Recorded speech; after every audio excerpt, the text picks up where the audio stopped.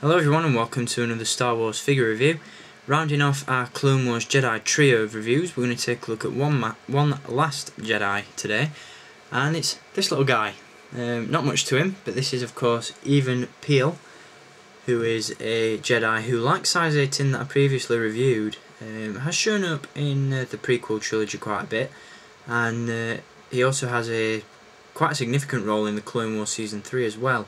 If you remember the Citadel trilogy or story arc, where the clones can't remember the story off the top of my head, but it's basically a mission by Anakin and the clones and Ahsoka and Obi-Wan and this little dude as well, and it's basically the story arc in which they encounter Captain Tarkin, but I can't remember the actual story to it, but it's the one where this little guy unfortunately meets his end.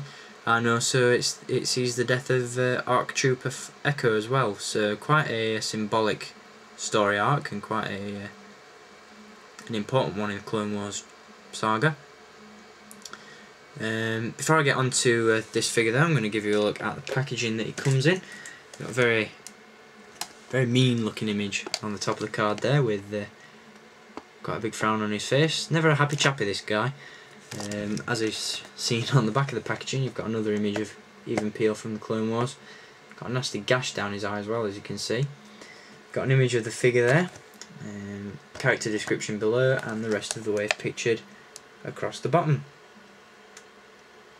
Now this is from, I believe, wave 6 of the Clone Wars, and the only figures I'm missing up to now are Chewbacca and Savage Opress in his armoured version. I do have R7D4, he'll be my next review, and Jar Jar Binks I got the first time round when he was released in 2008. So quite a good wave, but this is definitely one of the picks of the bunch in my opinion. Although I'm sure I'll change my mind when I get my hands on the Savage and Chewie. But there's the packaging anyway. Once again, you do get a Clone Wars Adventures code with this figure.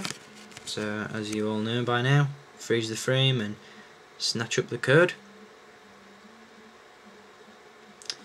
And of course you do indeed get the battle game card and display stand with a very cool image on the card. So onto the figure. Once again, Hasbro have gone out of their way to give us quite a few accessories with this guy, or at least give us somewhat of an accessory with some sort of action feature.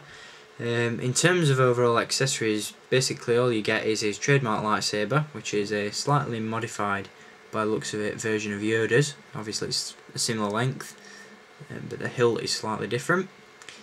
As you can see, he also comes with a backpack as well, which is very similar in some ways to the rucksacks that Ahsoka has worn and the clone troopers. Basically it's just got the Jedi emblem on the back there, and as you can see it's got this sort of grappling hook attachment.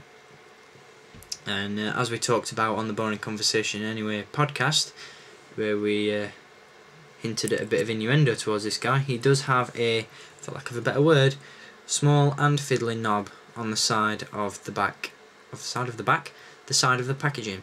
Backpack. I'm all over the place today, do apologise. Which basically, once this rope is all untangled, you give the knob or the lever a swivel and the rope will retract or whatever. It's quite a confusing thing. I don't really know what it's supposed to do, other than have a hook on one end and a handle on the other, but other than that I really don't know. Basically it just detaches from the figure via a couple of straps, and to remove it completely just pop off the figure's head and remove the backpack like so. And then underneath you've got a screen accurate Piell. As you can see, facial sculpt is incredibly accurate. Obviously he appears to have been blinded by that scar on his face. Does have a very flimsy ponytail on the top of his head as well, which would be broken quite easily, I suppose, if you apply a lot of pressure to it. And for such a small figure, he's got an impressive amount of articulation. He does have a ball jointed neck, ball hinged shoulders, elbows, swivel wrists, a swivel waist, swivel hips, ball hinged knees as well, but unfortunately no articulation in the ankles. But he's a dead cool figure, really do like him, and the facial sculpt is really what sets this guy off for me. Couldn't give two monkeys really about the backpack, but it's a nice feature anyway.